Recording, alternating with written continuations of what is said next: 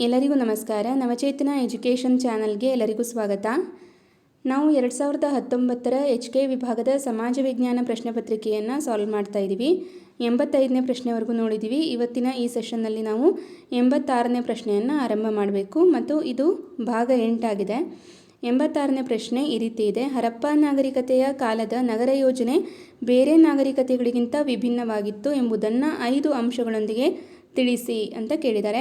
ಅಂದರೆ ನಾಗರಿಕತೆಯ ಕುರಿತಾಗಿ ನಮಗೆ MCQ ಅಂದರೆ 1 ಅಂಕಕ್ಕೂ ಪ್ರಶ್ನೆಯನ್ನು ಕೇಳಿದ್ದಾರೆ, 2 ಅಂಕದ ಪ್ರಶ್ನೆಗಳು ಕೂಡ ಆಗಿದೆ, ನಂತರ 3 ಅಂಕಕ್ಕೂ ಕೂಡ ಕೇಳಿದ್ದಾರೆ. ಈಗ ಈ ಬಾರಿ ನಮಗೆ ಹರಪ್ಪ ನಾಗರಿಕತೆ ಕೇಳಿದ್ದಾರೆ ಅಂದರೆ ನಮಗೆ ಈಜಿಪ್ಟ್ ನಾಗರಿಕತೆ, ಚೀನಾ ನಾಗರಿಕತೆ ಈ ರೀತಿಯಾಗಿ ನಮಗೆ ಪ್ರಶ್ನೆಗಳನ್ನು ಕೇಳ್ತಾ ಇರ್ತಾರೆ. ಸೊ ಹಾಗಾಗಿ ನಾವು ಅದನ್ನು ಅಭ್ಯಾಸ ಮಾಡಿರಬೇಕು. ಈ ಒಂದು ಪ್ರಶ್ನೆಗೆ ಯಾವ ರೀತಿ ಉತ್ತರ ಬರೆಯೋದು ಅಂತ ನೋಡೋಣ. ಈಗ ಹರಪ್ಪ ನಾಗರಿಕತೆಯ ಕುರಿತಾಗಿ ಕೇಳಿರೋದ್ರಿಂದ ನಾನು ಹರಪ್ಪ ನಾಗರಿಕತೆಯನ್ನು ಯಾರು ಸಂಶೋಧನೆ ಮಾಡಿದ್ದು ಅನ್ನೋದನ್ನು ಒಂದು ಸೆಂಟೆನ್ಸಲ್ಲಿ ಬರೆದಿದ್ದೀನಿ. ಡಾಕ್ಟರ್ RB ದಯಾರಾಮ್ ಸಹಾನಿಯವರು 1921ರಲ್ಲಿ ಹರಪ್ಪ ನಾಗರಿಕತೆಯನ್ನು ಕಂಡುಹಿಡಿದರು. ಇದನ್ನು ಅಂಡರ್ಲೈನ್ ಮಾಡಿ ಪೆನ್ಸಿಲಲ್ಲಿ ಬರೆಯುವಾಗ ಇದನ್ನು ಮತ್ತು ಯಾವ ವರ್ಷದಲ್ಲಿ ಕಂಡುಹಿಡಿದ್ರು ಅನ್ನೋದನ್ನು ಅಂಡರ್ಲೈನ್ ಮಾಡಿ ಬರೆದ್ರೆ ಒಳ್ಳೆಯದು. ಈಗ ಅದನ್ನು ಯಾರು ಕಂಡುಹಿಡಿದ್ರು ಅಂತ ಬರೆದ ಮೇಲೆ ಅಲ್ಲಿನ ನಗರ ಯೋಜನೆಯ ವಿಶೇಷತೆಗಳನ್ನು ಬರೀಬೇಕಾಗತ್ತೆ. ಇಲ್ಲಿ ನೋಡಿ, ಈಗ ನಾನು ಪಾಯಿಂಟ್ ವೈಸ್ ಬರಿತಾ ಹೋಗಿದ್ದೀನಿ. 1ನೇ ಪಾಯಿಂಟು: ಹರಪ್ಪ ನಾಗರಿಕತೆಯ ನಗರ ಯೋಜನೆಯು ಒಂದು ವಿಶಿಷ್ಟ ಲಕ್ಷಣವಾಗಿದೆ. ವೈಜ್ಞಾನಿಕ ವ್ಯವಸ್ಥೆಯನ್ನು ಒಳಗೊಂಡ ಯೋಜನಾಬದ್ಧ ನಗರಗಳನ್ನು ನಿರ್ಮಿಸಿದವರಲ್ಲಿ ಹರಪ್ಪ ನಾಗರಿಕತೆಯ ಜನರೇ ಮೊದಲಿಗರು. ಈಗ ನಾವು ಹಲವಾರು ನಾಗರಿಕತೆಗಳನ್ನು ಓದ್ತೀವಿ, ಚೀನಾ, ಈಜಿಪ್ಟು, ಮೆಸೊಪೊಟಮಿಯಾ ಇದೆಲ್ಲ ಓದ್ತೀವಿ. ಆದರೆ ಅಲ್ಲಿ ಕಂಡು ಬರದೇ ಇರುವಂತಹ ನಗರ ಯೋಜನೆ ಹರಪ್ಪ ನಾಗರಿಕತೆಯ ಒಂದು ವಿಶಿಷ್ಟ ಲಕ್ಷಣವಾಗಿದೆ ಅನ್ನೋದನ್ನು ಮೊದಲು ಬರೆದಿದ್ದೀನಿ. ಅನಂತರ 2ನೇ ಪಾಯಿಂಟು: ಹರಪ್ಪ ನಾಗರಿಕತೆಯಲ್ಲಿ ಕ್ರಮಬದ್ಧವಾಗಿ ನಿರ್ಮಿಸಲಾದ ಮನೆಗಳನ್ನು, ರಸ್ತೆಗಳನ್ನು ಮತ್ತು ಚರಂಡಿ ವ್ಯವಸ್ಥೆಯನ್ನು ನೋಡಿದರೆ ಅಲ್ಲಿ ಉತ್ತಮವಾದಂತಹ ನಗರಾಡಳಿತ ವ್ಯವಸ್ಥೆ ಇತ್ತೆಂಬುದು ತಿಳಿದುಬರುತ್ತದೆ. ಅಂದರೆ ಅಲ್ಲಿ ಒಂದು ಆಧುನಿಕವಾದಂತಹ ನಗರಾಡಳಿತ ವ್ಯವಸ್ಥೆ ಇತ್ತು ಅನ್ನೋದನ್ನು ನಾವು ಬರೀಬೇಕು. ಅಲ್ಲಿನ ಮನೆಗಳ ನಿರ್ಮಾಣ ಆಗಲಿ, ಕಟ್ಟಡಗಳ ನಿರ್ಮಾಣ ಆಗಲಿ, ನಂತರ ಒಳಚರಂಡಿ ವ್ಯವಸ್ಥೆ ಆಗಲಿ ಎಲ್ಲವೂ ಕೂಡ ವ್ಯವಸ್ಥಿತವಾಗಿತ್ತು ಮತ್ತು ವೈಜ್ಞಾನಿಕ ಕ್ರಮದಿಂದ ರಚನೆ ಆಗಿತ್ತು ಅನ್ನುವಂಥದ್ದು. ಇನ್ನು 3ನೇ ಪಾಯಿಂಟ್: ಅಲ್ಲಿನ ಜನರು 1 ಅಥವಾ 2 ಅಂತಸ್ತಿನ ಮನೆಯನ್ನು ಹೊಂದಿದ್ದರು. ಮನೆಗಳು ಸುಟ್ಟ ಇಟ್ಟಿಗೆಗಳಿಂದ ಮಾಡಲ್ಪಟ್ಟಿತ್ತು ಅನ್ನೋದನ್ನು ಬರೆದಿದ್ದೀನಿ. ಓಕೆನಾ? ಅಂದರೆ ಇದು ಕೂಡ ಒಂದು ವಿಶೇಷತೆ. ಈಗ ಇಟ್ಟಿಗೆಗಳನ್ನು ಬಳಸಿ ಮನೆಯನ್ನು ಮಾಡುವಂಥದ್ದಾಗಲಿ, ಅನಂತರ 2 ಅಂತಸ್ತಿನ ಮನೆಯನ್ನು ಕಟ್ಟೋದಾಗಲಿ ಇದೆಲ್ಲವೂ ಕೂಡ ಹರಪ್ಪ ನಾಗರಿಕತೆಯ ಒಂದು ವಿಶೇಷತೆಯಾಗಿದೆ. ಇನ್ನು 4ನೇ ಪಾಯಿಂಟು: ಮನೆಗಳು ಸ್ನಾನದ ಕೊಠಡಿಗಳನ್ನು ಹೊಂದಿದ್ದವು. ಕೆಲವೊಂದರಲ್ಲಿ ಬಾವಿಗಳಿದ್ದು ಅವುಗಳಿಂದ ನೀರಿನ ಪೂರೈಕೆಯಾಗುತ್ತಿತ್ತು. ಅಂದರೆ ಒಂದು ಸ್ನಾನದ ಕೊಠಡಿಯನ್ನು ಹೊಂದಿರುವಂಥದ್ದು, ಅಲ್ಲಿ ನೀರಿನ ಒಂದು ಸೌಲಭ್ಯಕ್ಕಾಗಿ ಬಾವಿಗಳನ್ನು ಅಳವಡಿಸ್ಕೊಂಡಿರುವಂಥದ್ದು ಇವೆಲ್ಲವೂ ಕೂಡ ಒಂದು ವಿಶೇಷ ಅಂಶವಾಗಿದೆ. 5ನೇ ಪಾಯಿಂಟು: ಮನೆ ಬಳಕೆಯ ಹಾಗೂ ಸ್ನಾನದಲ್ಲಿ ಬಳಸಿದ ಕಲುಷಿತ ನೀರು ಮೋರಿಯ ಮೂಲಕ ಚರಂಡಿಗೆ ಬಂದು ಸೇರುತ್ತಿದ್ದವು. ಚರಂಡಿಗಳನ್ನು ಕಾಲದಿಂದ ಕಾಲಕ್ಕೆ ಶುಚಿಯಾಗಿಡಲು ಅಲ್ಲಲ್ಲಿ ರಂಧ್ರಗಳನ್ನು ನಿರ್ಮಿಸಿದ್ದರು. ಅಂದರೆ ಶುಚಿತ್ವಕ್ಕೂ ಕೂಡ ಸ್ವಚ್ಛತೆಗೂ ಕೂಡ ಅವರು ಮಹತ್ವವನ್ನು ಕೊಟ್ಟಿದ್ದರು. ಈ ಎಲ್ಲ ಅಂಶಗಳ ಮೂಲಕ ಇಲ್ಲಿ ನೋಡಿ, ಈಗ ನಾನು ಕನ್ಕ್ಲೂಷನಲ್ಲಿ ಬರೆದಿದ್ದೀನಿ: ಈ ಮೇಲಿನ ಎಲ್ಲ ಲಕ್ಷಣಗಳಿಂದಾಗಿ ಹರಪ್ಪ ನಾಗರಿಕತೆಯು ಈಜಿಪ್ಟ್, ಮೆಸೊಪೊಟಮಿಯಾ ಮತ್ತು ಚೀನಾ ನಾಗರಿಕತೆಗಳ ಸಮಕಾಲೀನ ನಾಗರಿಕತೆಯಾಗಿದ್ದರೂ ವಿಶಿಷ್ಟ ನಗರ ಯೋಜನೆಯ ಮೂಲಕ ವಿಭಿನ್ನವಾಗಿತ್ತೆಂದು ಹೇಳಬಹುದು ಅಂತ ನಾವು ಕನ್ಕ್ಲೂಷನಲ್ಲಿ ಬರೆದ್ರೆ 3ಕ್ಕೆ 3 ಅಂಕಗಳನ್ನು ಕೊಡ್ತಾರೆ. ಸೊ ಇದು ಉತ್ತರವನ್ನು ಬರೆಯುವಂತಹ ಒಂದು ಕ್ರಮ. ಈಗ ನಾವು ನಗರ ಯೋಜನೆ ಬಗ್ಗೆ ಬರೆದಿರ್ತೀವಿ, ಅದಕ್ಕೆ ನಾವೀಗ ಯಾವುದೇ ಒಂದು ನಾಗರಿಕತೆ ಬಗ್ಗೆ ಕೇಳಿದರೆ, ಈಗ ಹರಪ್ಪ ಕೇಳಿದ್ದಾರೆ, ನೆಕ್ಸ್ಟ್ ಮೊಹೆಂಜೊದಾರೋದ ಬಗ್ಗೆ ಕೇಳಿದರೆ ಆ ಮೊಹೆಂಜೊದಾರೋ ನಗರವನ್ನು ಕಂಡುಹಿಡಿದವರು ಯಾರು ಅನ್ನುವಂತಹ ಅಂಶವನ್ನು ಬರೆದು ಅಲ್ಲಿರುವಂತಹ, ಈಗ ಸ್ನಾನದ ಕೊಳದ ಬಗ್ಗೆ ಕೇಳ್ಬೋದು, ಅಲ್ಲಿನ ವಿಶೇಷತೆಯನ್ನು ಬರೀರಿ ಅಂತ ಕೇಳ್ಬೋದು. ಸೊ ಇದಕ್ಕೆಲ್ಲ ಈ ರೀತಿ ಪ್ರಶ್ನೆಯನ್ನು ಕೇಳಿದಾಗ ನಾವು ಪ್ರಾರಂಭದಲ್ಲಿ ಅದನ್ನು ಕಂಡುಹಿಡಿದವರು ಯಾರು, ಯಾವ ಇಸ್ವಿಯಲ್ಲಿ ಅಂತ ಬರೆದು ಒಂದು 4ರಿಂದ 5 ಅಂಶಗಳಲ್ಲಿ ಬರೆದ್ರೆ ಉತ್ತರ ಕಂಪ್ಲೀಟ್ ಆಗುತ್ತೆ. ಓಕೆನಾ? ಸೊ ಈಗ ಮುಂದಿನ ಪ್ರಶ್ನೆಯನ್ನು ನೋಡೋಣ. 87ನೇ ಪ್ರಶ್ನೆ: ಕಾರ್ಯಾಚರಣೆಯ ಆಧಾರದ ಮೇಲೆ ಜ್ವಾಲಾಮುಖಿಯ ವಿಧಗಳನ್ನು ಉದಾಹರಣೆಗಳೊಂದಿಗೆ ತಿಳಿಸಿ. ಈಗ ನಮಗೆ ಪ್ರಶ್ನೆಯನ್ನು ಭೂಕಂಪದ ಮೇಲೂ ಕೂಡ ಪ್ರಶ್ನೆಯನ್ನು ಕೇಳಿದ್ದಾರೆ.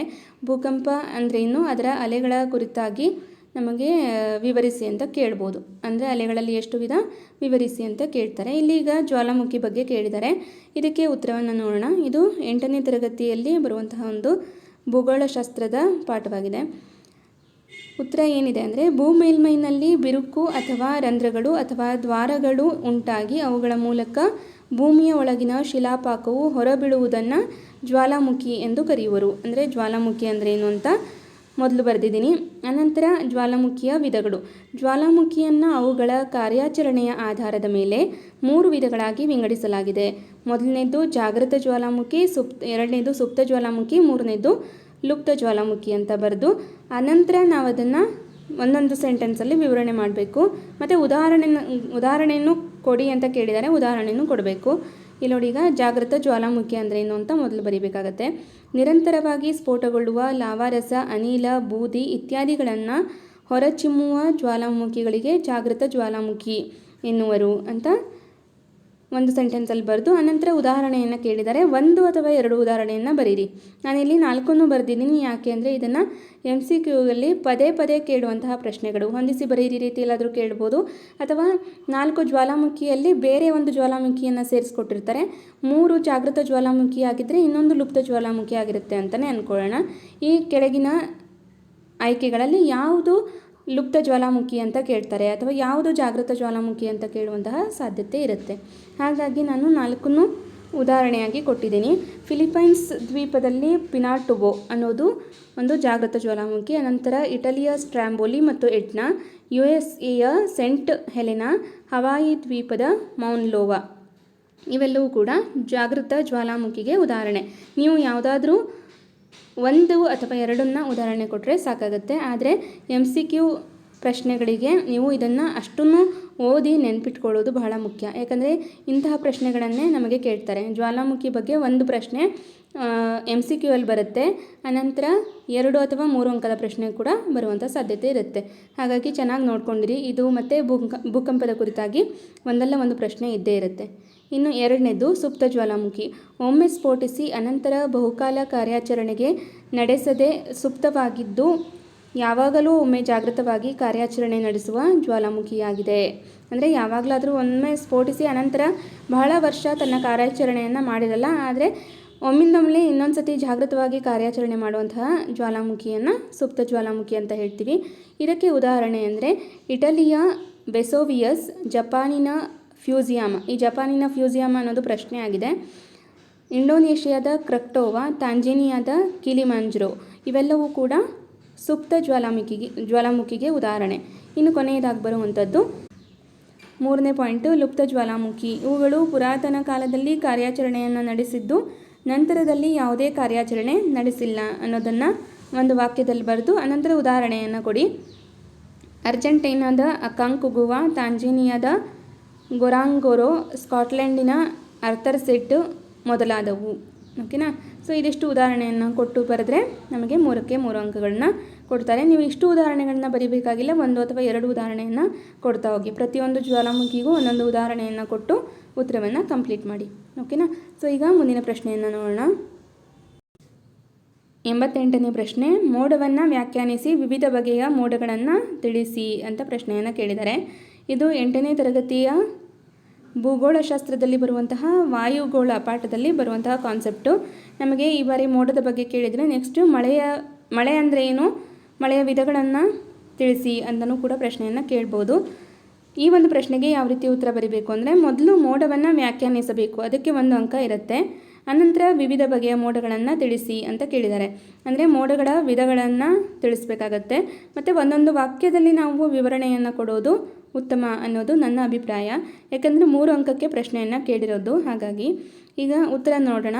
ವಾಯುಗೋಳದಲ್ಲಿ ಉಷ್ಣಾಂಶವು ಕಡಿಮೆಯಾದಾಗ ಅದರಲ್ಲಿನ ಜಲಾಂಶವು ಘನೀಕರಣಗೊಂಡು ನಿರ್ಮಾಣವಾಗುವ ಸಣ್ಣ ಸಣ್ಣ ನೀರಿನ ಹನಿಗಳು ಅಥವಾ ಹಿಮಕಣಗಳ ರಾಶಿಯನ್ನು ನಾವು ಮೋಡಗಳು ಅಂತ ಹೇಳ್ತೀವಿ. ಇನ್ನು ಇದಕ್ಕೆ ಸಂಬಂಧಪಟ್ಟಂತೆ ವಿಧಗಳನ್ನು ಬರೀಬೇಕು. ಮೋಡಗಳನ್ನು ಅವುಗಳ ಆಕಾರ, ಎತ್ತರ ಮತ್ತು ಇತರೆ ಲಕ್ಷಣಗಳನ್ನಾಧರಿಸಿ 4 ಮುಖ್ಯ ವಿಧಗಳಾಗಿ ವಿಂಗಡಿಸಬಹುದು. ಅಂದರೆ ಈಗ ಮೋಡಗಳ ಆಕಾರ ಮತ್ತು ಅದು ಯಾವ ರೀತಿ ಕಾಣಿಸುತ್ತೆ ಅನ್ನೋದು ಮತ್ತು ಅದು ಎಷ್ಟು ಎತ್ತರದಲ್ಲಿದೆ ಅನ್ನೋದನ್ನು ನೋಡಿಕೊಂಡು ನಾವು 4 ವಿಧಗಳಾಗಿ ವಿಂಗಡಣೆ ಮಾಡಿದ್ದೀವಿ. ಆ ವಿಧಗಳನ್ನು ಬರೆದು ಅದಕ್ಕೆ ಒಂದು ಸೆಂಟೆನ್ಸಲ್ಲಿ ವಿವರಣೆಯನ್ನು ಕೊಡ್ತಾ ಹೋಗಿ. ಮೊದಲನೇದು ಪದರು ಮೋಡಗಳು ಅಂತ ಬರುತ್ತೆ. ಭೂಮಿಯ ಮೇಲ್ಮೈನಿಂದ 2 ಕಿಲೋಮೀಟರ್ಗಳಷ್ಟು ಎತ್ತರದವರೆಗೆ ಕಂಡುಬರುತ್ತದೆ. ಈ ಮೋಡಗಳು ಉತ್ತಮ ಹವಾಮಾನಕ್ಕೆ ಸಹಕಾರಿಯಾಗಿದ್ದು ತುಂತುರು ಮಳೆಯನ್ನು ತರುತ್ತದೆ. ತುಂತುರು ಮಳೆಯನ್ನು ತರುವಂತಹ ಮೋಡಗಳು ಯಾವುದು ಅಂತಲೂ ಪ್ರಶ್ನೆ ಕೇಳ್ತಾರೆ. ಆಗ ನಮ್ಮ ಉತ್ತರ ಯಾವುದಾಗಬೇಕು? ಪದರು ಮೋಡಗಳು ಅನ್ನೋದಾಗಬೇಕಾಗತ್ತೆ. ಇದು ಮೊದಲನೇ ವಿಧ. ಇನ್ನು ಎರಡನೇದು ರಾಶಿ ಮೋಡಗಳು. ಇದು ನೋಡಲಿಕ್ಕೆ ಉಣ್ಣೆಯ ಒಂದು ರೀತಿಯಲ್ಲಿರೋದ್ರಿಂದ ಉಣ್ಣೆಯ ಗುಡ್ಡೆ ಮೋಡ ಅಂತಲೂ ಕೂಡ ಕರೀತಾರೆ. ನಮಗೆ ಪ್ರಶ್ನೆ ಯಾವ ರೀತಿ ಆಗುತ್ತೆ ಅಂದರೆ, ಉಣ್ಣೆಯ ಗುಡ್ಡೆ ಮೋಡ ಅಂತ ನಾವು ಯಾವ ಮೋಡಗಳನ್ನು ಕರಿತೀವಿ ಅಂದರೆ ಉತ್ತರ ರಾಶಿಯ ಮೋಡ. ಇದನ್ನು MCQ ಅಲ್ಲಿ ನಮ್ಗೆ ಕೇಳ್ತಾರೆ. ಓಕೆನಾ? ಈ ರೀತಿ ಪ್ರಶ್ನೆಗಳನ್ನು ಕೇಳಿ 4 ವಿಧಗಳನ್ನು ಕೊಟ್ಟಿರ್ತಾರೆ. ಮೋಡಗಳ 4 ವಿಧಗಳನ್ನು ಆಪ್ಷನ್ ಆಗಿ ಕೊಟ್ಟಿರ್ತಾರೆ. ನಾವು ಅದರಲ್ಲಿ ಸರಿಯಾದ ಉತ್ತರವನ್ನು ಆಯ್ಕೆ ಮಾಡಬೇಕಾಗತ್ತೆ. ಈ ಒಂದು ರಾಶಿ ಮೋಡಕ್ಕೆ ಒಂದು ಸೆಂಟೆನ್ಸಲ್ಲಿ ಎಕ್ಸ್ಪ್ಲನೇಷನ್ ಇದೆ. ಇವು ಊರ್ಧ್ವಮುಖವಾಗಿ ಬೆಳೆದಿದ್ದು ಅವುಗಳ ಮೇಲ್ಮೈ ಗೋಪುರಾಕೃತಿಯಲ್ಲಿದ್ದು ಬಾಗಿರುವುದರಿಂದ ಹೂಕೋಸಿನ ರಚನೆಯನ್ನು ಹೋಲುತ್ತದೆ. ಹೂಕೋಸಿನ ರಚನೆಯನ್ನು ಹೋಲುವಂತಹ ಮೋಡಗಳು ಯಾವುದು ಅಂದರೆ ಅದಕ್ಕೆ ಉತ್ತರ ರಾಶಿ ಮೋಡಗಳು ಅನ್ನೋದಾಗುತ್ತೆ.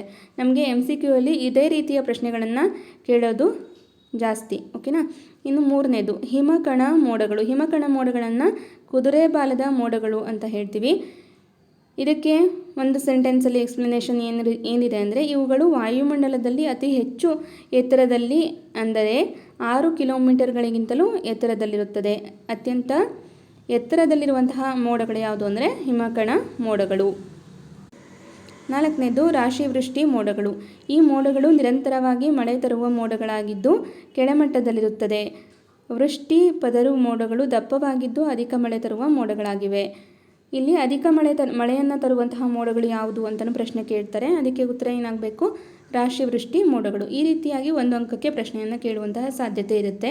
ಇನ್ನು 2 ಅಂಕಕ್ಕೆ ಮೋಡ ಅಂದರೆ ಏನು, ಅದರ ವಿಧಗಳನ್ನು ತಿಳಿಸಿ ಅಂದರೆ, ಮೋಡ ಅಂದರೆ ಏನು ಅಂತ ಒಂದು ಸೆಂಟೆನ್ಸಲ್ಲಿ ಬರೆದು ಅದಕ್ಕೆ 4 ವಿಧಗಳು ಈಗ ನೋಡಿದ್ರಲ್ಲ, ಪದರು ಮೋಡಗಳು, ಅನಂತರ ರಾಶಿ ಮೋಡಗಳು, ಹಿಮಕಣ ಮೋಡಗಳು, ಅನಂತರ ರಾಶಿವೃಷ್ಟಿ ಮೋಡಗಳು ಅನ್ನೋದನ್ನು 4 ಪಾಯಿಂಟ್ ಹಾಕಿ ಬರೆದ್ರೆ ಸಾಕು 2 ಅಂಕಕ್ಕೆ ಕೇಳಿದರೆ. ಒಂದು ವೇಳೆ 3 ಅಂಕಕ್ಕೆ ಕೇಳಿದರೆ ಈ ರೀತಿ ಒಂದೊಂದು ಲೈನಲ್ಲಿ ವಿವರಣೆಯನ್ನು ಕೊಟ್ಟು ಉತ್ತರವನ್ನು ಬರೀರಿ. ಓಕೆನಾ? ಸೊ ಈಗ ಮುಂದಿನ ಪ್ರಶ್ನೆಯನ್ನು ನೋಡೋಣ. 89ನೇ ಪ್ರಶ್ನೆ. ಮೊಹಮ್ಮದ್ ಬಿನ್ ತುಘ್ಲಕ್ನ ಯಾವ 4 ಆಡಳಿತ ಸುಧಾರಣಾ ನೀತಿಗಳು ಅವನನ್ನು ಇತಿಹಾಸಕಾರರು ದ್ವಂದ್ವಗಳ ಮಿಶ್ರಣ ಎಂದು ಕರೆಯುವಂತೆ ಮಾಡಿತು ಅಂತ ಪ್ರಶ್ನೆಯನ್ನು ಕೇಳಿದ್ದಾರೆ. ಈ ಒಂದು ಪ್ರಶ್ನೆಯಲ್ಲಿ ನಾವು ಮೊಹಮ್ಮದ್ ಬಿನ್ ತುಘ್ಲಕ್ನ 4 ಆಡಳಿತ ನೀತಿ, ಈಗ ಆತನ ಒಂದು ಕಂದಾಯ ನೀತಿ ಆಗಿರ್ಬೋದು, ಆಮೇಲೆ ಆತನ ರಾಜಧಾನಿ ವರ್ಗಾವಣೆ, ಅನಂತರ ನಾಣ್ಯಗಳನ್ನು ಟಂಕಿಸಿದ್ದು, ಆಮೇಲೆ ಆತನ ದಕ್ಕನ್ ನೀತಿ, ಈ 4 ಆಡಳಿತ ನೀತಿಗಳನ್ನು ಬರೆದು ಉತ್ತರವನ್ನು ಬರೀಬೇಕಾಗತ್ತೆ. ಇದಕ್ಕೆ ಉತ್ತರ ನಿಮಗೆ 9ನೇ ತರಗತಿಯ ಪಠ್ಯಪುಸ್ತಕದಲ್ಲಿ ಲಭ್ಯ ಇದೆ. ನಾನಿಲ್ಲಿ ಉತ್ತರವನ್ನು ಬರೆದಿದ್ದೀನಿ. ಮೊಹಮ್ಮದ್ ಬಿನ್ ತುಘ್ಲಕನು ಹಲವಾರು ಸುಧಾರಣಾ ಕ್ರಮಗಳನ್ನು ಜಾರಿ ತರಲು ಪ್ರಯತ್ನಿಸುತ್ತಾನೆ. ಆದರೆ ಅವನ ಯೋಜನೆಗಳನ್ನು ಕಾರ್ಯರೂಪಕ್ಕೆ ತರುವ ಪಕ್ವತೆಯಾಗಲಿ ಪ್ರಾಮಾಣಿಕತೆಯಾಗಲಿ ಅಧಿಕಾರಿಗಳಿಗೆ ಇರಲಿಲ್ಲ. ಅಂದರೆ ಆತ ಜಾರಿಗೆ ತಂದಿರುವಂತಹ ಒಂದು ಯೋಜನೆಗಳನ್ನು ಅದನ್ನು ಕಾರ್ಯರೂಪಕ್ಕೆ ತರುವಂತಹ ಒಂದು ಮಂತ್ರಿಮಂಡಲ ಆಗಲಿ ಅಥವಾ ಅಧಿಕಾರಿಗಳಾಗಲಿ ಇರಲಿಲ್ಲ ಅನ್ನುವಂತಹ ಅಂಶವನ್ನು ಬರೆದಿದ್ದೀನಿ. ಈಗ ಆತನ ಆಡಳಿತಾತ್ಮಕ ಸುಧಾರಣೆಗಳು. ಮೊದಲನೇದಾಗಿ ಕಂದಾಯ ಸುಧಾರಣೆ. ಸಾಮ್ರಾಜ್ಯದ ಆದಾಯವನ್ನು ಹೆಚ್ಚಿಸಲು ಗಂಗಾ ಮತ್ತು ಯಮುನಾ ನದಿಗಳ ಫಲವತ್ತಾದ ದೋಆಬ್ ಪ್ರದೇಶದ ಮೇಲೆ ತೆರಿಗೆಯನ್ನು ಹೆಚ್ಚಿಸಲು ನಿರ್ಧರಿಸಿದನು. ಇದರಿಂದಾಗಿ ದೋಆಬ್ ಪ್ರದೇಶದ ರೈತರು ಇವನ ಕಾಲದಲ್ಲಿ ಹೆಚ್ಚು ಭೂಕಂದಾಯವನ್ನು ಕಟ್ಟಬೇಕಾಯಿತು. ಇದನ್ನು ಆಡಳಿತದ ನೀತಿಗಳು ಹೇಗಿತ್ತು ಅಂದರೆ, ಕೆಲವು ಜನರಿಗೆ ಅದು ಹೆಚ್ಚು ಉಪಯುಕ್ತ ಆದರೆ ಇನ್ನು ಕೆಲವು ಜನರಿಗೆ ಅದು ಕಷ್ಟ ಆಗ್ತಾಯಿತ್ತು. ಇಂತಹ ನೀತಿಗಳನ್ನೇ ಜಾರಿಗೆ ತರ್ತಾನೆ. ಇಲ್ಲಿ ನೋಡಿ, ಈಗ ಕಂದಾಯದಲ್ಲಿ ಸುಧಾರಣೆಯನ್ನು ತರಬೇಕು. ಈಗ ನಮ್ಮ ಸಾಮ್ರಾಜ್ಯದ ಆದಾಯ ಹೆಚ್ಚಾಗಬೇಕು ಅಂತ ಆತ ಫಲವತ್ತಾಗಿರುವಂತಹ ದೋಆಬ್ ಪ್ರದೇಶಗಳ ರೈತರ ಮೇಲೆ ಅಧಿಕ ಕಂದಾಯವನ್ನು ಹೇರ್ತಾನೆ. ಅದು ಅಲ್ಲಿನ ರೈತರಿಗೆ ಸ್ವಲ್ಪ ಕಷ್ಟ ಆಗ್ತಿರುತ್ತೆ ಅನ್ನುವಂಥ ಅಂಶ ಬರೆದಿದ್ದೀನಿ. ಇನ್ನು 2ನೇ ಅಂಶ ಅಂದರೆ ರಾಜಧಾನಿಯ ವರ್ಗಾವಣೆ.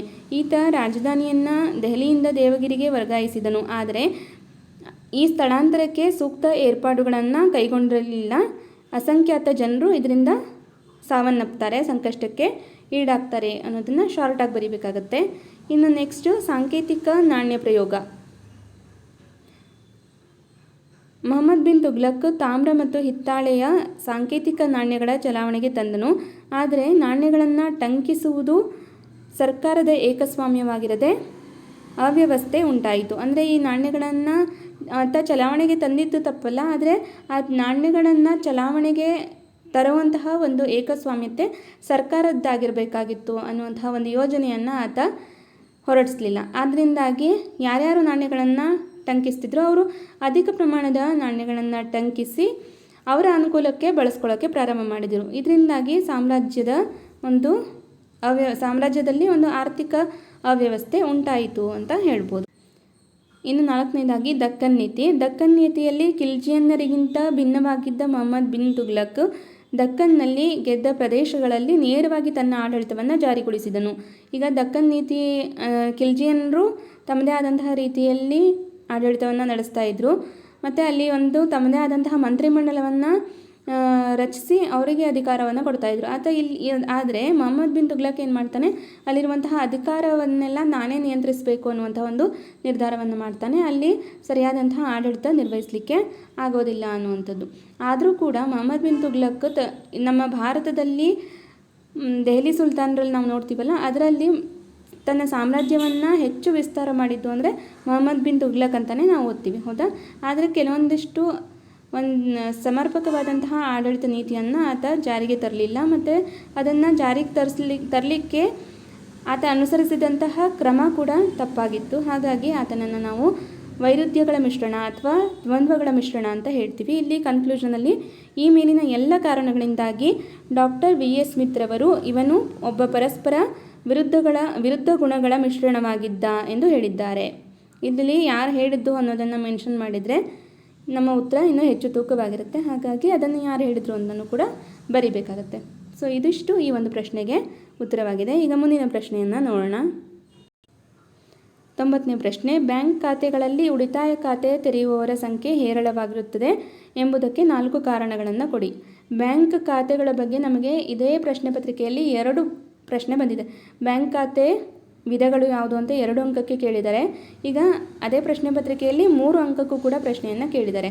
ಸೊ ಹಾಗಾಗಿ ಬ್ಯಾಂಕ್ ಖಾತೆ, ಬ್ಯಾಂಕಿಂಗ್ ವ್ಯವಹಾರ ಇದೆಯಲ್ಲ, SLC ಬುಕ್ಕಲ್ಲಿದೆ, ಅದನ್ನು ಚೆನ್ನಾಗಿ ಓದ್ಕೊಂಡಿರಿ, ಓಕೆನಾ? ಈಗ ಅದಕ್ಕೆ ಸಂಬಂಧಪಟ್ಟಂತಹ ಉತ್ತರವನ್ನು ನೋಡೋಣ. ಉತ್ತರ ಏನಿದೆ ಅಂದರೆ, ಬ್ಯಾಂಕ್ ಖಾತೆಗಳಲ್ಲಿ 4 ವಿಧಗಳು. ಅದರಲ್ಲಿ ಉಳಿತಾಯ ಖಾತೆಯು ಒಂದು ಜನಪರ ಖಾತೆಯಾಗಿದೆ. ಅಂದರೆ ಸಾಮಾನ್ಯ ಜನರಿಗೆ ಅನುಕೂಲವಾಗುವಂತಹ ಒಂದು ಖಾತೆ ಇದು ಅಂತ ನಾವು ಹೇಳ್ಬೋದು. ಇಲ್ಲಿ ನೋಡಿ, ಈಗ ಸಾಮಾನ್ಯವಾಗಿ ಮೊದಲನೇ ಪಾಯಿಂಟು, ಸಾಮಾನ್ಯವಾಗಿ ವೇತನ ಪಡೆಯುವವರು ಅಥವಾ ಒಂದು ನಿಯಮಿತ ಆದಾಯ ಹೊಂದಿರುವ ಜನರಿಂದ ಉಳಿತಾಯ ಖಾತೆ ತೆರೆಯಲ್ಪಡುತ್ತದೆ. ಅಂದರೆ ಬಡವರು ಈ ಒಂದು ಖಾತೆಯನ್ನು ತೆಗಿಬೋದು, ಶ್ರೀಮಂತರು ಖಾತೆಯನ್ನು ತೆಗೆಯಬಹುದು. ಎಲ್ಲ ಜನರಿಗೂ ಕೂಡ ಅನುಕೂಲವಾಗುವಂತಹ ಒಂದು ಖಾತೆ ಉಳಿತಾಯ ಖಾತೆಯಾಗಿದೆ. ಇನ್ನು 2ನೇ ಪಾಯಿಂಟು, ಈ ಸೌಲಭ್ಯವನ್ನು ವಿದ್ಯಾರ್ಥಿಗಳು, ಹಿರಿಯ ನಾಗರಿಕರು, ಪಿಂಚಣಿದಾರರು ತೆರೆಯಲು ಅವಕಾಶವಿದೆ. ಅಂದರೆ ಕೇವಲ ವೃತ್ತಿಯನ್ನು ಮಾಡುವಂಥವ್ರು ಅಷ್ಟೇ ಅಲ್ಲ, ಈಗ ವಿದ್ಯಾರ್ಥಿಗಳಿರ್ತಾರೆ, ಅನಂತರ ಹಿರಿಯ ನಾಗರಿಕರಿರ್ತಾರೆ, ವೃತ್ತಿಯನ್ನು ಮುಗಿಸಿ ನಿವೃತ್ತಿ ಕಾಲವನ್ನು ಅನುಭವಿಸ್ತಿರ್ತಾರಲ್ಲ, ಅಂದರೆ ಪಿಂಚಣಿಯನ್ನು ಪಡೆಯುವಂತಹ ಜನರು ಕೂಡ ಈ ಒಂದು ಖಾತೆಯನ್ನು ತೆರೀಬೋದು. ಇನ್ನು 3ನೇ ಪಾಯಿಂಟು, ಈ ಖಾತೆಯು ಜನರು ಹಣ ಉಳಿತಾಯ ಮಾಡಲು ಸಹಾಯ ಮಾಡುತ್ತದೆ. ಉಳಿತಾಯ ಖಾತೆಯ ಗರಿಷ್ಠ ಮೊತ್ತಕ್ಕೆ ಪರಿಮಿತಿ ಇರೋದಿಲ್ಲ. ಅಂದರೆ ಈಗ ನೀವು ಇಷ್ಟೇ ಪ್ರಮಾಣದ ಒಂದು ಮೊತ್ತವನ್ನು ಕಟ್ಟಬೇಕು ಅನ್ನುವಂಥ ಒಂದು ಗರಿಷ್ಠ ಮಿತಿ ಈ ಒಂದು ಖಾತೆಯಲ್ಲಿ ಇರೋದಿಲ್ಲ. ಹಾಗಾಗಿ ಇದೊಂದು ಉತ್ತಮ ಖಾತೆಯಾಗಿದೆ ಅಂತ. ಇನ್ನು 4ನೇ ಪಾಯಿಂಟು, ಬ್ಯಾಂಕಿನಿಂದ ಹಣ ಹಿಂದಕ್ಕೆ ಪಡೆಯಲು ಚೆಕ್ಕು ಪುಸ್ತಕ ಅಥವಾ ಹಣ ಹಿಂದಕ್ಕೆ ಪಡೆಯುವ ಚೀಟಿಯ ಮೂಲಕ ಸಾಧ್ಯತೆ ಇದೆ. ಈ ಮೇಲಿನ ಎಲ್ಲ ಸೌಲಭ್ಯಗಳಿಂದಾಗಿ ಉಳಿತಾಯ ಖಾತೆಯನ್ನು ತೆರೆಯುವವರ ಸಂಖ್ಯೆ ಹೆಚ್ಚಾಗುತ್ತಿದೆ ಅಂತ ನೀವು 4 ಅಂಶಗಳಲ್ಲಿ ಒಂದು ಉತ್ತರವನ್ನು ಬರೀಬೇಕಾಗತ್ತೆ. ಅಲ್ಲಿ ಕೇಳಿದ್ದಾರೆ ನೋಡಿ, ಇಲ್ಲಿ 4 ಕಾರಣಗಳನ್ನು ಕೊಡಿ ಅಂತ ಕೇಳಿದ್ದಾರೆ. ಸೊ ನೀವು 4 ಕಾರಣಗಳನ್ನು ಕೊಟ್ಟು ಕನ್ಕ್ಲೂಷನ್ ಕೊಟ್ಟರೆ ಸಾಕಾಗತ್ತೆ, ಓಕೆನಾ? ಸೊ ಇದು ಈ ಒಂದು ಪ್ರಶ್ನೆಗೆ ಉತ್ತರ. ಈಗ ಮುಂದಿನ ಪ್ರಶ್ನೆಯನ್ನು ನೋಡೋಣ. 91ನೇ ಪ್ರಶ್ನೆ. ರಾಜ್ಯಶಾಸ್ತ್ರವು ಒಂದು ವಿಜ್ಞಾನ. ಈ ಹೇಳಿಕೆಯನ್ನು 4 ಉದಾಹರಣೆಗಳೊಂದಿಗೆ ಸಮರ್ಥಿಸಿ ಅಂತ ಪ್ರಶ್ನೆಯನ್ನು ಕೇಳಿದ್ದಾರೆ. ನಾವು ಕೇವಲ ಹೈಸ್ಕೂಲ್ ಪಠ್ಯಪುಸ್ತಕವನ್ನು ಓದ್ಕೊಂಡಿದ್ರೆ ನಮಗೆ ಈ ಒಂದು ಪ್ರಶ್ನೆಗೆ ಉತ್ತರವನ್ನು ಬರೀಲಿಕ್ಕೆ ಹೆಚ್ಚಿನ ಅಂಶಗಳು ಸಿಗೋದಿಲ್ಲ, ಹೆಚ್ಚಿನ ಪಾಯಿಂಟ್ಸ್ಗಳು ಅದರಲ್ಲಿ ಸಿಗೋದಿಲ್ಲ. ನಾವು ಪ್ರಥಮ PUC ಪಠ್ಯಪುಸ್ತಕದಲ್ಲಿ ಇರುವಂತಹ ರಾಜ್ಯಶಾಸ್ತ್ರ ಒಂದು ಅಧ್ಯಯನ ಅನ್ನುವಂತಹ ಪಾಠವನ್ನು ಓದ್ಕೊಂಡಿದ್ರೆ ಈ ಪ್ರಶ್ನೆಗೆ ನಾವು ಉದಾಹರಣೆಗಳ ಸಮೇತವಾಗಿ ಉತ್ತರವನ್ನು ಬರೀಬೋದು. ಹಾಗಾಗಿ ನಾನು ಏನು ಹೇಳ್ತೀನಿ ಅಂದರೆ 6ರಿಂದ 12ನೇ ತರಗತಿಯ ಪಠ್ಯಪುಸ್ತಕವನ್ನು ನಾವು ಚೆನ್ನಾಗಿ ಓದ್ಕೊಂಡಿದ್ರೆ MCQ ಮತ್ತು ಡಿಸ್ಕ್ರಿಪ್ಟಿವ್ ಯಾವುದೇ ಪ್ರಶ್ನೆಯನ್ನು ಕೇಳಿದ್ರೂ ಕೂಡ ನಾವು ಸಮರ್ಥವಾಗಿ ಉತ್ತರವನ್ನು ಬರೆಯುವಷ್ಟು ಸಿದ್ಧತೆಯನ್ನು ಮಾಡ್ಕೊಂಡಿರ್ತೀವಿ ಅಂತ ನಾವು ಹೇಳ್ಬೋದು. ಹಾಗಾಗಿ 6 to 12th ಬುಕ್ಸ್ಗಳನ್ನು ಕಲೆಕ್ಟ್ ಮಾಡಿ ಓದೋಕ್ಕೆ ಪ್ರಾರಂಭ ಮಾಡಿ. ಈಗ ಈ ಒಂದು ಪ್ರಶ್ನೆಗೆ ಉತ್ತರವನ್ನು ನೋಡೋಣ. ರಾಜ್ಯ, ಸರ್ಕಾರ ಮತ್ತು ಮಾನವನ ರಾಜಕೀಯ ಚಟುವಟಿಕೆಗಳನ್ನು ಕುರಿತು ಅಧ್ಯಯನ ಮಾಡುವ ಶಾಸ್ತ್ರವನ್ನೇ ನಾವು ರಾಜ್ಯಶಾಸ್ತ್ರ ಅಂತ ಹೇಳ್ತೀವಿ. ಈಗ ನಾವು ಕನ್ನಡದಲ್ಲಿ ರಾಜ್ಯಶಾಸ್ತ್ರ ಅಂತ ಹೇಳ್ತೀವಿ, ಇಂಗ್ಲೀಷಲ್ಲಿ ಇದನ್ನೇ ನಾವು ಪೊಲಿಟಿಕಲ್ ಸೈನ್ಸ್ ಅಂತ ಹೇಳ್ತೀವಿ. ಹೌದಾ?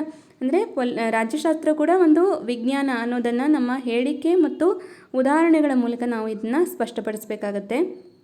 ಈಗ ಇಲ್ಲಿ ಪಾಯಿಂಟ್ ಬರೆದಿದ್ದೀನಿ ನೋಡಿ. ಪ್ರಜೆಗಳಲ್ಲಿ ಜ್ಞಾನದ ಅರಿವನ್ನು ಮೂಡಿಸುವ ಕ್ರಮಬದ್ಧ ಅಧ್ಯಯನವನ್ನಾಗಿಸುವ ಮೂಲಕ ರಾಜ್ಯಶಾಸ್ತ್ರವು ಒಂದು ವಿಜ್ಞಾನವಾಗಿದೆ ಎಂಬುದು ಹಲವು ಚಿಂತಕರ ಅಭಿಪ್ರಾಯವಾಗಿದೆ ಅನ್ನೋದನ್ನು ಮೊದಲು ಪಾಯಿಂಟ್ ಬರೆದಿದ್ದೀನಿ. ಅನಂತರ ಎರಡನೇ ಪಾಯಿಂಟು, ರಾಜ್ಯಶಾಸ್ತ್ರ ಅಧ್ಯಯನ ವಿಧಾನಗಳಲ್ಲಿ ಅವಲೋಕನ, ಮಾಹಿತಿ ಸಂಗ್ರಹಣೆ, ಮಾಹಿತಿ ವಿಂಗಡಣೆ, ಪ್ರಾಯೋಗಿಕತೆ, ಸಂಶೋಧನೆಯ ಮೂಲಕ ಸತ್ಯಾನ್ವೇಷಣೆ ಮುಂತಾದವುಗಳನ್ನು ಅಳವಡಿಸಿಕೊಳ್ಳುವ ಮೂಲಕ ಇದನ್ನು ವಿಜ್ಞಾನವಾಗಿಸುವುದರಲ್ಲಿ ಯಾವುದೇ ಅಡಚಣೆ ಇರುವುದಿಲ್ಲ. ಉದಾಹರಣೆಗೆ ಚುನಾವಣೆಯನ್ನು ನಡೆಸುವ ಕ್ರಮ. ಈಗ ನಾವು ರಾಜ್ಯಶಾಸ್ತ್ರ ಅಂದ ತಕ್ಷಣ ನಾವು ಯಾವುದೇ ಹಿಂದಿನ ಒಂದು ಐತಿಹಾಸಿಕ ಆಧಾರಗಳನ್ನು ಇಟ್ಕೊಂಡು ಮಾತ್ರ ಓದೋದಿಲ್ಲ. ಈಗ ನಾವು ಮುಂದೆ ನಮ್ಮ ರಾಜ್ಯದಲ್ಲಿ ಯಾವ ರೀತಿ ಸುಧಾರಣೆಗಳಾಗಬೇಕು ಅನ್ನುವಂತಹ ಅವಲೋಕನವನ್ನು ಮಾಡಿಕೊಳ್ತೀವಿ. ಅನಂತರ ಅದಕ್ಕೆ ಸಂಬಂಧಪಟ್ಟಂತಹ ಮಾಹಿತಿಯನ್ನು ಸಂಗ್ರಹಣೆ ಮಾಡ್ತೀವಿ. ಈಗ ನಮ್ಮ ಆಡಳಿತ ಕ್ರಮವನ್ನು ನಾವು ಯಾವ ರೀತಿ ಸುಧಾರಿಸ್ಬೋದು ಅನ್ನುವಂತಹ ಒಂದು ಪ್ರಾಯೋಗಿಕ ಸಂಶೋಧನೆಯನ್ನು ಕೂಡ ನಾವು ಮಾಡ್ತೀವಿ. ಈಗ ನಾವು ಇದಕ್ಕೆ ಉದಾಹರಣೆ ಅಂದರೆ ಈಗ ಚುನಾವಣೆಯನ್ನು ನಾವು ಮಾಡಬೇಕಾದ್ರೆ ಪ್ರತಿ ಚುನಾವಣೆಯಲ್ಲೂ ನಾವು ಹೊಸ ಹೊಸ ಒಂದು ವಿಧಾನಗಳನ್ನು ಜಾರಿಗೆ ತರ್ತೀವಿ. ಆ ಮೂಲಕ ಹೊಸ ಪ್ರಯೋಗಗಳನ್ನು ಮಾಡ್ತೀವಿ. ಆದ್ದರಿಂದ ರಾಜ್ಯಶಾಸ್ತ್ರ ಅನ್ನೋದು ಕೇವಲ ಕಲೆ ಅಲ್ಲ, ಅದೊಂದು ವಿಜ್ಞಾನ ಅಂತ ನಾವು ಹೇಳ್ಬೋದು. ಮೂರನೇ ಪಾಯಿಂಟ್, ರಾಜ್ಯಶಾಸ್ತ್ರದಲ್ಲಿ ಇಡೀ ವಿಶ್ವವೇ ಒಂದು ಪ್ರಯೋಗಾಲಯವಾಗಿರುವುದರಿಂದ ಇಲ್ಲಿಯೂ ಸಹ ಪ್ರಯೋಗಗಳನ್ನು ಕೈಗೊಂಡು ವ್ಯವಸ್ಥೆಯನ್ನು ಸುಧಾರಿಸಲು ಸಾಧ್ಯ. ಉದಾಹರಣೆಗೆ 1917ರಲ್ಲಿ ನಡೆದ ರಷ್ಯಾದ ಕ್ರಾಂತಿಯಲ್ಲಿ ಉಳ್ಳವರು ಮತ್ತು ಇಲ್ಲದವರ ನಡುವಿನ ಸಂಘರ್ಷದಿಂದ ಅಸ್ತಿತ್ವಕ್ಕೆ ಬಂದಂತಹ ಕಮ್ಯುನಿಸ್ಟ್ ಸರ್ಕಾರ. ಅಂದರೆ ರಾಜ್ಯಶಾಸ್ತ್ರದಲ್ಲಿ ನಾವು ಇಡೀ ವಿಶ್ವವನ್ನು ಒಂದು ಪ್ರಯೋಗಾಲಯವಾಗಿ ಪರಿಗಣಿಸಬೇಕಾಗತ್ತೆ. ಮತ್ತು ಕಾಲಕ್ಕೆ ತಕ್ಕಂಗೆ, ಆಧುನಿಕತೆಗೆ ತಕ್ಕಂಗೆ, ಜನರ ಅಭಿಪ್ರಾಯಕ್ಕೆ ತಕ್ಕಂತೆ ನಾವು ಸುಧಾರಣೆಯನ್ನು ಕೈಗೊಳ್ಬೋದು. ಈಗ ಉದಾಹರಣೆಗೆ 1917ರ ರಷ್ಯಾದ ಕ್ರಾಂತಿ. ಈ ಕ್ರಾಂತಿಗೂ ಮೊದಲು ಏನಿತ್ತು, ಉಳ್ಳವರು ಮತ್ತು ಇಲ್ಲದವರ ನಡುವೆ ನಿರಂತರವಾಗಿ ಹೋರಾಟ ನಡೀತಾನೆ ಇತ್ತು, ಸರ್ವಾಧಿಕಾರತ್ವ ಇತ್ತು. ಆದರೆ ಅಲ್ಲಿನ ಜನ ಒಂದು ಪ್ರಯೋಗವನ್ನು ಕೈಗೊಳ್ತಾರೆ, ಒಂದು ಹೋರಾಟವನ್ನು ಮಾಡಿ ಆ ಒಂದು ಹಿಂದಿನ ಸರ್ಕಾರವನ್ನು ನಿರ್ಮೂಲನೆ ಮಾಡಿ ಕಮ್ಯುನಿಸ್ಟ್ ಸರ್ಕಾರವನ್ನು ಜಾರಿಗೆ ತರ್ತಾರೆ. ಇದೆಲ್ಲವೂ ಕೂಡ ವೈಜ್ಞಾನಿಕವಾಗಿ ನಾವು ತಿಳ್ಕೊಳ್ಬೇಕಾಗಿರುವಂಥದ್ದು. ಅಂದರೆ ಆಧುನಿಕತೆಗೆ ರಾಜ್ಯಶಾಸ್ತ್ರ ಕ್ರಮೇಣವಾಗಿ ಹೊಂದಿಕೊಂಡು ಬರ್ತಾ ಇದೆ. ಈ ರೀತಿಯಾಗಿ ಇದೊಂದು ವಿಜ್ಞಾನ ಅಂತ ನಾವು ಹೇಳ್ಬೋದು. ಇನ್ನು 4ನೇ ಪಾಯಿಂಟು, ನಮ್ಮ ಸಂವಿಧಾನದ ರಚನೆಯೂ ಕೂಡ ವೈಜ್ಞಾನಿಕ ತಳಹದಿಯಲ್ಲಿ ರಚನೆಯಾಗಿದೆ. ಉದಾಹರಣೆಗೆ ನಮ್ಮ ಹೆಮ್ಮೆಯ ಸಂವಿಧಾನ ಒಳಗೊಂಡಂತಹ ಅಂಶಗಳು. ಈಗ ನಮ್ಮ ಸಂವಿಧಾನ ಯಾರೋ ಒಬ್ಬರು ಕೂತ್ಕೊಂಡು ಒಂದು ವರ್ಷದಲ್ಲಿ ಕೂತ್ಕೊಂಡು ಬರೆದಿರುವಂಥದ್ದಲ್ಲ. ಅದನ್ನು ಬರಿಬೇಕಾದ್ರೆ ಹಲವಾರು ದೇಶಗಳ ಸಂವಿಧಾನವನ್ನು ಅಧ್ಯಯನ ಮಾಡಿದ್ದಾರೆ. ಅಲ್ಲಿರುವಂತಹ ಉತ್ತಮ ಅಂಶಗಳನ್ನು ಆಯ್ಕೆ ಮಾಡಿಕೊಂಡು ಹಂತ ಹಂತವಾಗಿ ಇದೇ ರೀತಿಯಾಗಿ ಬರಿಬೇಕು ಅಂತ ಒಂದು ಸಂಶೋಧನೆಯನ್ನು ಮಾಡಿ ಬರೆದಿರುವಂಥದ್ದು. ಅಂದರೆ ಇಲ್ಲಿ ಸಂಶೋಧನೆಗೆ ಮತ್ತು ಹೊಸ ಹೊಸ ಅಂಶಗಳನ್ನು ನಾವು ಅಳವಡಿಸ್ಕೊಂಡು ಬರೆದಿರುವಂಥದ್ದು ನಮ್ಮ ಸಂವಿಧಾನ. ಹಾಗಾಗಿ ರಾಜ್ಯಶಾಸ್ತ್ರ ಒಂದು ವಿಜ್ಞಾನ ಅಂತ ಹೇಳ್ಬೋದು. ನೆಕ್ಸ್ಟು, ರಾಜ್ಯಶಾಸ್ತ್ರದಲ್ಲಿ ಯಾವುದೇ ರೀತಿಯ ಭವಿಷ್ಯವಾಣಿ ನುಡಿಯುವುದು ಆಗಬೇಕಿಲ್ಲಿ, ನಡೆಸುವುದಾಗಿದೆ. ನುಡಿಯುವುದು ಅಸಾಧ್ಯ. ಈಗ ನಾವು ಒಂದು ಚುನಾವಣೆ ಅಂತ ತಗೊಳ್ಳೋಣ. ಈಗ ಚುನಾವಣೆ ನಡೆಸೋಕ್ಕೂ ಮೊದಲೇ ನಾವು ಇದೇ ಒಂದು ಪಕ್ಷ ಆಡಳಿತ ಪಕ್ಷವಾಗಿ ಬರುತ್ತೆ, ಸರ್ಕಾರ ರಚನೆ ಮಾಡಲಿಕ್ಕಾಗತ್ತೆ ಅಂತ ನಾವು ಭವಿಷ್ಯವನ್ನು ನುಡಿಲಿಕ್ಕೆ ಸಾಧ್ಯ ಇಲ್ಲ. ಒಂದು ಸರ್ಕಾರ ರಚನೆ ಆಗಬೇಕು ಅಂದರೆ ಚುನಾವಣೆ ನಡಿಬೇಕು. ಅಲ್ಲಿ ಯಾವ ಅಂದರೆ ಚುನಾವಣೆ ನಡೆದ ಮೇಲೆ ಯಾವ ಪಕ್ಷ ಆಡಳಿತಕ್ಕೆ ಬರುತ್ತೋ ಅದು ಸರ್ಕಾರವನ್ನು ರಚನೆ ಮಾಡುತ್ತೆ. ನಾವು ಅದನ್ನು ಮುಂಚಿತವಾಗಿ ಊಹೆ ಮಾಡಲಿಕ್ಕೆ ಸಾಧ್ಯ ಇಲ್ಲ. ಕ್ರಮಬದ್ಧವಾಗಿ ಹಂತ ಹಂತವಾಗಿ ಚುನಾವಣೆ ನಡಿಬೇಕು, ಅನಂತರ ಒಂದು ಸರ್ಕಾರ ರಚನೆ ಆಗುವಂಥದ್ದು ಅಲ್ವಾ. ಸೊ ಹಾಗಾಗಿ ಇದನ್ನು ನಾವು ಒಂದು ವಿಜ್ಞಾನ ಅಂತ ಹೇಳ್ಬೋದು. ಇಲ್ಲಿ ಕನ್ಕ್ಲೂಷನಲ್ಲಿ ನಾನು ಏನು ಬರ್ತಿದ್ದೀನಿ ಅಂದರೆ, ಈ ಮೇಲಿನ ಎಲ್ಲ ಕಾರಣಗಳಿಂದಾಗಿ ಚಿಂತಕರಾದ ಅರಿಸ್ಟಾಟಲ್, ಜಿನ್ ಬೋಡಿಸ್, ಥಾಮಸ್ ಹಾಬ್ಸ್, ಮಾಂಟೆಸ್ಕೊ ಮುಂತಾದವರು ರಾಜ್ಯಶಾಸ್ತ್ರವು ಒಂದು ವಿಜ್ಞಾನ ಎಂದು ಹೇಳಿದ್ದಾರೆ. ಅಂದರೆ ಇದಕ್ಕೆ ಪೂರಕವಾಗಿ ಯಾವ್ಯಾವ ಚಿಂತಕರು ಇದನ್ನ ರಾಜ್ಯಶಾಸ್ತ್ರ ಒಂದು ವಿಜ್ಞಾನ ಅಂತ ಹೇಳಿದ್ದಾರೆ ಅನ್ನೋದನ್ನು ಮೆನ್ಷನ್ ಮಾಡಿದರೆ ನಮ್ಮ ಉತ್ತರ ಹೆಚ್ಚು ಸೂಕ್ತವಾಗಿರುತ್ತೆ. ಓಕೆನಾ. ಸೊ ಇಲ್ಲಿಗೆ 2019ರ HK ವಿಭಾಗದ ಸಮಾಜ ವಿಜ್ಞಾನ ಪ್ರಶ್ನೆ ಪತ್ರಿಕೆಯಲ್ಲಿ ಬಂದಿರುವಂತಹ ಎಲ್ಲ ಪ್ರಶ್ನೋತ್ತರಗಳಿಗೆ ಸೂಕ್ತವಾದಂತಹ ಸಮಂಜಸವಾದಂತಹ ಉತ್ತರವನ್ನು ಕೊಡುವಂಥ ಪ್ರಯತ್ನವನ್ನು ನಾನು ಮಾಡಿದ್ದೀನಿ. ಇದು ನಿಮ್ಮ ಮುಂದಿನ ಪರೀಕ್ಷೆಗೆ ಸಹಾಯ ಆಗಲಿದೆ ಅನ್ನೋದು ನನ್ನ ಅಭಿಪ್ರಾಯ. ಮತ್ತು ನಾನು ಈ ಒಂದು ಸೆಷನ್ನಲ್ಲಿ ನಿಮಗೆ ಪ್ರಶ್ನೆ ಪತ್ರಿಕೆಯನ್ನು ಕೂಡ ಫೋಟೋ ತೆಗೆದು ಹಾಕಿದ್ದೀನಿ. ಇದರಿಂದ ನಿಮಗೆ ಗೊತ್ತಾಗುತ್ತೆ ಎಷ್ಟು ಅಂಕದ ಪ್ರಶ್ನೆಗಳಿರುತ್ತೆ, ಯಾವ ರೀತಿ ವಿಭಾಗ ಮಾಡಿರ್ತಾರೆ ಅಂತ. ನಾನು ಕ್ಲಾಸ್ ಮಾಡುವಾಗಲೂ ಕೂಡ ಹೇಳಿದ್ದೆ, ನೀವು ಕೂಡ ಒಮ್ಮೆ ನೋಡ್ಕೊಳ್ಳಿ. ಇಲ್ಲಿ ನೋಡಿ, ಈಗ ಮೊದಲು ನಮಗೆ 51ನೇ ಪ್ರಶ್ನೆಯಿಂದ ಆರಂಭ ಆಗುತ್ತೆ. ಕೊಟ್ಟಿರುವ ಪ್ರಶ್ನೆಗಳಿಗೆ 3-4 ವಾಕ್ಯಗಳಲ್ಲಿ ಉತ್ತರಿಸಿ. ಪ್ರತಿ ಪ್ರಶ್ನೆಗೆ 2 ಅಂಕಗಳಿರುತ್ತೆ. ಓಕೆನಾ? ಇದುವರೆಗೂ ಯಾರು ಪರೀಕ್ಷೆ ಬರೆದಿರಲ್ವೋ ಅಂಥವ್ರಿಗೆ ಅನುಕೂಲ ಆಗುತ್ತೆ ಇದು. ಈಗ ಆಲ್ರೆಡಿ ಅನುಭವ ಇರೋರಿಗೆ ಕ್ವಶನ್ ಪೇಪರ್ ಯಾವ ರೀತಿ ಇರುತ್ತೆ ಅನ್ನೋದು ಗೊತ್ತಿರುತ್ತೆ. ಯಾರು ಹೊಸಬ್ರೋ ಅವರಿಗೆ ಅನುಕೂಲ ಆಗಲಿ ಇದು. ಇಲ್ಲಿ ನೋಡಿ, ಪ್ರಶ್ನೆಗಳನ್ನು ಕೊಟ್ಟಿರ್ತಾರೆ. ಓಕೆನಾ? 50ನೇ ಪ್ರಶ್ನೆವರೆಗೂ MCQ ಇರುತ್ತೆ. 51ನೇ ಪ್ರಶ್ನೆಯಿಂದ 2 ಅಂಕದ ಪ್ರಶ್ನೆಗಳು ಆರಂಭ ಆಗುತ್ತೆ. ನೀವು ಇದನ್ನು ಪಾಸ್ ಮಾಡಿ ನೋಡ್ಕೊಳ್ಳಿ. ಓಕೆನಾ? ನಾನಿಲ್ಲಿರುವಂತಹ ಪ್ರತಿಯೊಂದು ಪ್ರಶ್ನೆಗೂ ಉತ್ತರವನ್ನು ಹುಡುಕಿ ಬರೆದಿದ್ದೀನಿ. ಕೆಲವೊಂದು ಪ್ರಶ್ನೆಗಳು ನೇರವಾಗಿ ಪಠ್ಯಪುಸ್ತಕದಲ್ಲಿ ಸಿಗುತ್ತೆ. ಇನ್ನು ಕೆಲವೊಂದು ಪ್ರಶ್ನೆಗಳು ಪ್ರಚಲಿತ ವಿದ್ಯಮಾನಕ್ಕೆ ಸಂಬಂಧಪಟ್ಟಂತಹ ಪ್ರಶ್ನೆಗಳನ್ನು ಕೇಳಿದರು. ಅದಕ್ಕೂ ಕೂಡ ನನ್ನ ಒಂದು ಜ್ಞಾನಕ್ಕೆ ಆಧಾರವಾಗಿ ನಾನು ತಿಳ್ಕೊಂಡಿರುವಂತಹ ಅಂಶಗಳನ್ನು ಆಧಾರವಾಗಿಟ್ಕೊಂಡು ಉತ್ತರವನ್ನು ಬರೆದು ಹೇಳುವಂತಹ ಪ್ರಯತ್ನವನ್ನು ಮಾಡಿದ್ದೀನಿ. ಓಕೆನಾ? ಸೊ ಈಗ ಇಲ್ಲಿ ಪ್ರಶ್ನೆಗಳನ್ನು ಕೇಳಿದ್ದಾರೆ, ಇವೆಲ್ಲ ಕೇಳಿದ್ದಾರೆ ಅಂದರೆ ಇದಕ್ಕೆ ಸಂಬಂಧಪಟ್ಟಂತೆ ಸಿಮಿಲರ್ ಇರುವಂತಹ ಪ್ರಶ್ನೆಗಳನ್ನು ಮುಂದಿನ ಬಾರಿ ಕೇಳುವಂತಹ ಸಾಧ್ಯತೆ ಇರುತ್ತೆ. ಹಾಗಾಗಿ ನೀವು ಪ್ರಶ್ನೆ ಪತ್ರಿಕೆಯನ್ನು ನೋಡಿಕೊಳ್ಳಿ ಅಂತ ನಾನಿಲ್ಲಿ ಇದನ್ನು ಆ್ಯಡ್ ಮಾಡಿ ಹಾಕಿದ್ದೀನಿ. ಸೊ ಇವಿಷ್ಟು ಪ್ರಶ್ನೆಗಳು 2019ರ HK ಕ್ವಶನ್ ಪೇಪರ್ ಇದು. ಓಕೆನಾ? ಇಲ್ಲಿ ಪ್ರಶ್ನೆಗಳ ಜೊತೆಗೆ 8 ಭಾಗಗಳಲ್ಲಿ ನಾವು ಕರೆಕ್ಟಾಗಿ ನೋಡ್ಕೊಂಡಿದ್ದೀವಿ. 5 ಪ್ರಶ್ನೆಗಳನ್ನು ಕಲಿತರೂ ಸರಿಯಾಗಿ ಕಲಿಯುವಂತಹ ಪ್ರಯತ್ನವನ್ನು ಮಾಡಿದ್ದೀವಿ ಅನ್ನೋದು ನನ್ನ ಅಭಿಪ್ರಾಯ. ನಿಮ್ಮ ಅಭಿಪ್ರಾಯವನ್ನು ಕೂಡ ನನಗೆ ಕಮೆಂಟ್ ಮಾಡಿ ತಿಳಿಸ್ತಾ ಇದ್ದೀರಾ. ಕ್ಲಾಸುಗಳು ಉತ್ತಮವಾಗಿ ಬರ್ತಾ ಇದೆ ಅಂತ ಹೇಳಿದ್ದೀರಾ, ತುಂಬಾ ಖುಷಿಯಾಯಿತು. ಇದೇ ರೀತಿ ಸಪೋರ್ಟ್ ಮಾಡ್ತಾಯಿರಿ. ಮುಂದಿನ ತರಗತಿಗಳಲ್ಲಿ ನಾವು ಇನ್ನೂ ಹೆಚ್ಚಿನ ವಿಷಯಗಳನ್ನು ತಿಳ್ಕೊಳ್ಳೋಣ. ಇನ್ನು ಮುಂದಿನ ಪ್ರಶ್ನೆ ಪತ್ರಿಕೆಗಳನ್ನು ಸಾಲ್ವ್ ಮಾಡ್ತಾ ಹೋಗೋಣ. ಈಗ ನಾನು ನೆಕ್ಸ್ಟು MCQ ಕ್ವಶನ್ಸ್ಗಳನ್ನು ಮಾಡ್ತೀನಿ. ಇನ್ನು 50 MCQ ಕ್ವಶನ್ಸ್ ಇದೆಯಲ್ಲ, ಅದರಲ್ಲಿ ನೋಡ್ತೀನಿ. ಈಗ 10 ಪ್ರಶ್ನೆಗಳನ್ನು ಮಾಡಲಿಕ್ಕೆ ಎಷ್ಟು ಸಮಯ ತಗೊಳ್ಳುತ್ತೆ ಅನ್ನೋದನ್ನು ನೋಡಿಕೊಂಡು 10 ಕ್ವಶನ್ಸ್ಗಳನ್ನೇ ಹೇಳ್ತಾ ಹೋಗ್ತೀನಿ. ಯಾಕಂದರೆ ನಾವು ಹೆಚ್ಚು ಪ್ರಶ್ನೆಗಳನ್ನು ಕಲಿಯೋದಕ್ಕಿಂತನೂ ಹೇಗೆ ಕಲಿತೀವಿ, ಎಷ್ಟು ಅರ್ಥ ಮಾಡ್ಕೊಂಡಿದ್ದೀವಿ, ಒಂದು ಪ್ರಶ್ನೆ ಅಂದರೆ ಅದನ್ನು ನಾವು ಯಾವ ರೀತಿ ಅರ್ಥ ಮಾಡ್ಕೊಂಡಿದ್ದೀವಿ, ಅದಕ್ಕೆ ಬದಲಾಗಿ ನಮಗೆ ಟ್ವಿಸ್ಟ್ ಮಾಡಿ ಕೇಳಿದ್ರೂ ನಾವು ಪ್ರಶ್ನೆಯನ್ನು ಬರೆಯುವಷ್ಟು ಸಾಮರ್ಥ್ಯವನ್ನು ಹೊಂದಿದ್ದೀವಾ ಅನ್ನೋದು ಮುಖ್ಯ ಆಗುತ್ತೆ.